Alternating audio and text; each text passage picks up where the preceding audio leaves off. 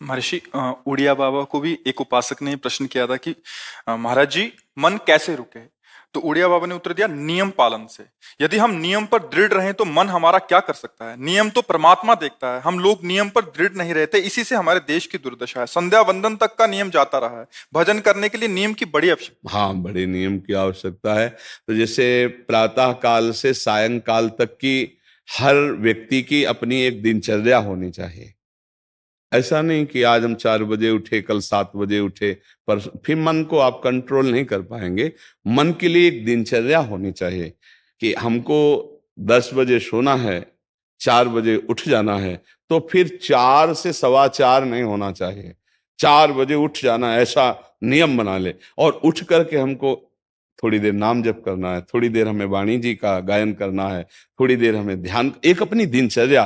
फिर हम अपने संसार के कार्य के नियम, जो संसार के कार्य हैं, उनको भी करते हुए भगवान को समर्पित करें। जैसे जो पद में है, जो आपको राष्ट्र सेवा मिली है, जो आपको समाज सेवा के पद मिले हैं, या आपको जो घर की सेवा के कार्य मिले हैं, उनमें बहुत धर्म पूर्वक आचरण होना चाहिए। अगर आप अधर्म आचरण करते हैं, अपने पद का दुरुपयोग करते हैं, तो आप सुबह जग करके थोड़ा माला चला लीजिए, फिर भी आपका कल्याण नहीं होगा, क्योंकि आप अपने पद का, अपने सेवा का दुरुपयोग कर रहे हैं। जैसे हम जानते हैं कि अधर्म आचरण है, ये अधर्मी है, हमें पता है दोषी है, और वो हमको कुछ धन दे देता है, और हम उसको मुक्त करवाने की बात सोचते हैं, और जो निर्दोष है उसको फंसा देते हैं। अब तुम चाहे जितना माला चलाने की कोशिश करो या दान पुण्य करो, वो तुम्हारा अधर्म आचरण, वो अधर्म का धन तुम्हें सतमार्ग में नहीं जाने देगा। नियम लेना चाहिए कि जिस पद में है, जिस धर्म में है, जिस कर्तव्य में है, चाहे कुछ भी हो जाए, हम अपने कर्तव्य से विमुख नहीं होंगे। जितना जप महान है, उतने कर्तव्य महान है। दोनों बातें समझना है। जब माला फेरा और इसके बाद बेईमानी, अधर्माचरण, इनका कोई नियम नहीं है कि हमें कैसे चलना है, तो वो माला काम नहीं कर पाएगा। क्योंकि उसका तभी सत्य भाव माना जाएगा माला जपला, जब धर्माचरण है। धर्माचरण नियम से। बोले वो बड़े कट्टर नियम वाले हैं, उनको घूस नहीं, आप उनको भयभीत करके नहीं काम करवा सकते, प्रलोभन में काम नहीं करा सकते। ये हमारी गृहस्थी है ना, तो गृहस्थी के पालन के लिए धन चाहिए, और धन के लिए हम धर्म को आगे रखें, धन को नहीं। धर्म को, हमारा कर्तव्य क्या, प्रायः जैसे पूज्य बाबा ने कहा, आज हमारे देश में बहुत दुर्दशा हो रही है। दुर्दशा हो रही, क्यों? क्योंकि सब अपनी जगह से गलत हो रहे हैं। अगर अपनी जगह हम ठीक रहे तो हमारी दुर्दशा नहीं होगी। हमारा भजन कम होगा, लेकिन हम धर्म से चल रहे हैं तो हम विजयी होंगे। हम भगवान को प्रसन्न कर सकते हैं, क्योंकि हमें जो कार्य मिला है वो भगवान का ही कार्य, सृष्टि भगवान का कार्य। जैसे नए बच्चे कुछ वकालत पढ़ रहे थे, तो यहाँ आके प्रश्न किया था कि हम जानते हैं कि वो दोषी नहीं है, हम जानते हैं कि वो दोषी है, पर दोषी हमें पैसा दे रहा है, तो हम वकालत पढ़ी इसीलिए, हम उसको जिताएंगे, तो क्या कोई पाप है? तो उनका खुला पाप है। बोले नहीं, हमारी कोई ऐसा कंपनी दो, ऐसा कुछ बोले कि हमारी कंपनी को ये सिखाया जाता है, तो हमको तो ये करना ही होगा, अगर नहीं करेंगे तो हमारी वकालत का मतलब क्या रहा? तो नहीं, वकालत का मतलब अधर्मी को मुक्त करवाना नहीं है। वकालत का मतलब अधर्मी के सबूत एकत्रित करके उसको दंड दिलवाना है, और धर्मात्मा को मुक्त करवाना है। अब इसके लिए आपके पास अर्थव्यवस्था अगर कमजोर भी है, तो धर्म व्यवस्था आपकी पूरी है। धर्म व्यवस्था ठीक है तो परिवार स्वस्थ रहेगा, सुखी रहेगा, भगवान आप पर प्रसन्न रहेंगे। अच्छा, फिर हमने तर्क रखा कि जैसे आपकी बहन के साथ कोई गलत व्यवहार करे, आपको पता है, और वो आपको 10 लाख रुपया घूस दे, तो क्या आप उसका पक्ष लेंगे? नहीं। तो फिर दूसरी बहन के साथ किया है। अब यहां विचार करना है ना, अपने भाई का अगर कत्ल किए हो, मुझे पता हो कि ये दोषी है, तो क्या हम पैसे से उसको मुक्त करने देंगे? लगेगा कि जान की बाजी लगा देंगे, और तुम्हें हम, ऐसे ही एक गरीब आदमी की किसी ने हत्या की, तो आपका पक्ष बनता है। पर यह ज्ञान कहां मिलेगा? बिना अध्यात्म के ज्ञान तो मिलेगा नहीं। ज्ञान तो इस बात का मिला कि कैसे पैसा कमाया जाए। अच्छा, वो पैसा यदि अधर्म से आया है तो आपकी दुर्दशा कर देगा, आपकी बुद्धि भ्रष्ट कर देगा। तो जो बाबा कह रहे हैं कि आज हमारे समाज की बड़ी दुर्दशा हो रही, उसका कारण यही है कि हमें अध्यात्म का ज्ञान नहीं, हमें धर्म का ज्ञान नहीं, और बड़ी बड़ी गलतियां हो जाती है। बिल्कुल पता है आदमी निर्दोष है और हम धन के प्रभाव से उसको दंड दे देते हैं। वो दंडा भगवान जब आपको पलट कर देंगे तो आप सह नहीं पाओगे, उसका परिणाम बहुत बुरा होता है। तो इसलिए समाज को चाहिए अपने अपने कर्तव्य का पालन करते हुए एक नियमावली बना ले। जैसे कुछ दुकानों का नियम होता है कि वहां फिक्स रेट होता है, नहीं होता? वहां ये नहीं चलेगा कि कसम से कहते हैं कि तुम्हें हम अपना जान करके कि 100 रुपया मीटर ये मिला है, हम बिल्कुल मुनाफा नहीं ले रहे। नहीं, झूठ क्यों बोल रहे हो? दुकान खोले हो मुनाफा के लिए, झूठ क्यों बोल रहे हो? नहीं लेंगे मुनाफा, हम जितने का लाए हैं उससे मुनाफा लेंगे, पर 120 रुपया मीटर देंगे, कपड़ा बढ़िया है, नाप फिट है, इससे नीचे नहीं उतरेंगे, हमें सफाई देने की जरूरत नहीं है कि हम कसम खाते हैं या ऐसा। जानते हो ये बिजली है, दुकान है, नौकर लगे हैं, तो इसका मुनाफा लेने के लिए दुकान खोलें, कोई दान करने के लिए तो नहीं। तो सबको पता है मुनाफा लेगा, लेकिन एक फिक्स दाम, उसे 10-20 रुपया का मुनाफा लेकर के हम उसको बेच रहे हैं। लेकिन झूठ क्यों बोले? बोले झूठ के बिना धंधा नहीं चलता। नहीं, ऐसा नहीं है। अब असत्य बोलोगे तो उससे जो आपको मुनाफा मिलेगा वो आपकी बुद्धि भ्रष्ट करेगा, और सत्य है कि मुनाफा के लिए है वही चीज, और आप एक फिक्स रेट में दे रहे, बढ़िया है। अब अगर आप कोई मिलावट करके भोजन सामग्री दे रहे, आपको पता है, तो जो खाने वाले के हृदय में बैठे हुए भगवान है वो तुम्हारे जीवन में मिलावट कर देंगे, तुम्हारा जीवन महान दुखमय हो जाएगा। ये कहां समझा जाता है? एक आदमी सिंथेटिक दूध बना रहा है, उससे कहो ये अपने बच्चे को पिला, नहीं पिलाएगा। फिर ये दूसरे का बच्चा जब पिएगा तो उसकी हालत क्या होगी? दूसरे शरीर में जाएगा तो हालत क्या होगी? वो केवल धन की बुद्धि रख रहा है। एक आदमी घी में केमिकल मिला रहा है, एक ऐसे अभक्ष पदार्थ मिला है, वो स्वयं नहीं खाएगा, लेकिन वो होटलों में भेजा जाएगा, हजारों लाखों लोग खाएंगे, बीमारी बढ़ेगी, उसको रुपया से मतलब है। ये चीज, ये दुर्दशा हर जगह धर्म का ज्ञान न होने के कारण फैल रही, नहीं फैल रही। एक मरीज बीमार है, असली दवाओं में पैसे ज्यादा है, नकली दवा लेकर के असली के दाम में बेच देना, उसको बिल्कुल फायदा ना होना।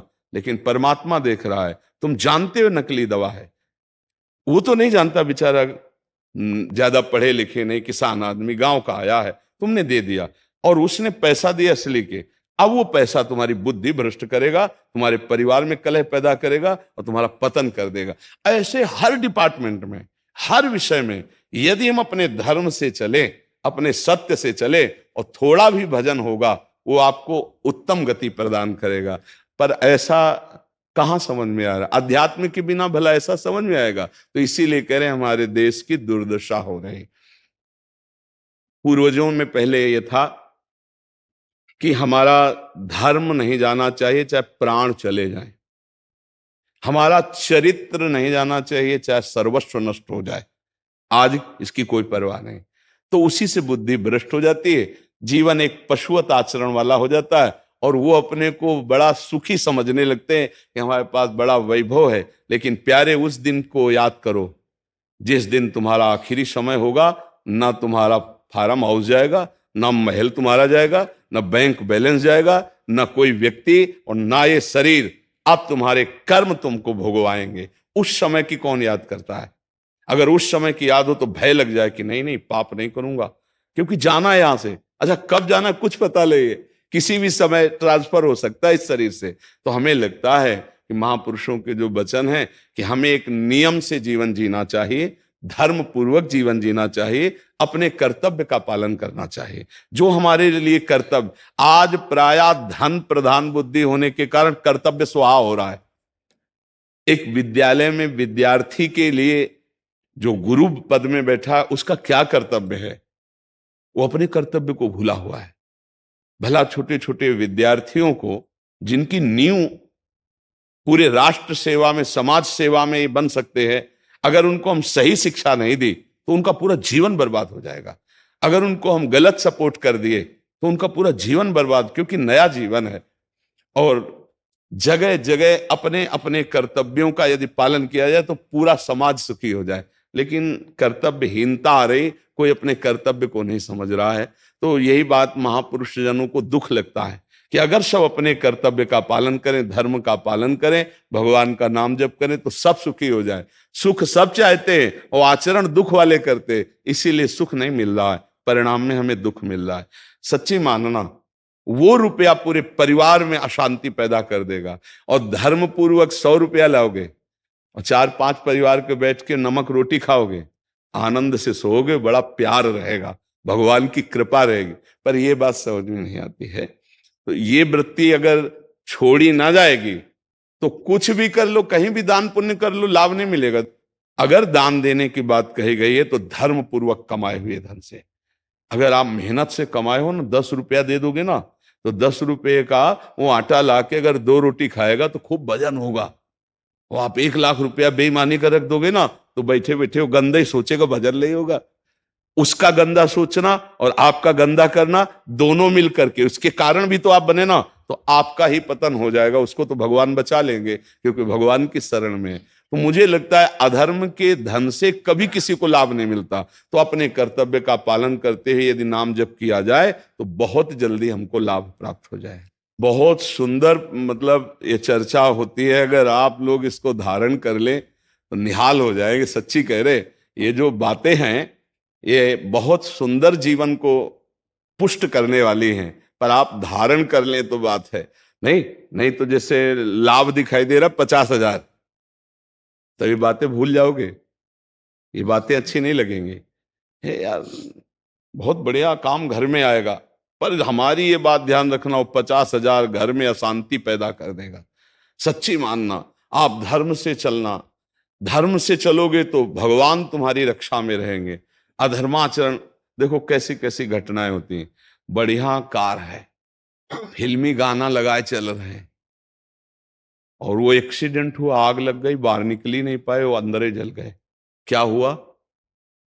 ये करोड़ों रुपए की कार भूंज दिया तुमको अंदर ही बैठाल के, धू धू करके आग लग गई, अंदर जल। ऐसे जलना चाहते हो या भगवान के आनंद में चिंतन करके शरीर छोटे हो फिर दाह संस्कार हो, ऐसे कि सब लोग भगवान के नाम का कीर्तन करते ही जा रहे, फिर आपका अंतिम संस्कार, वहां जीवित जल गए। क्या हो सकता है? एक एक पल तुम्हारे कर्म का हिसाब होगा, एक एक सेकंड का।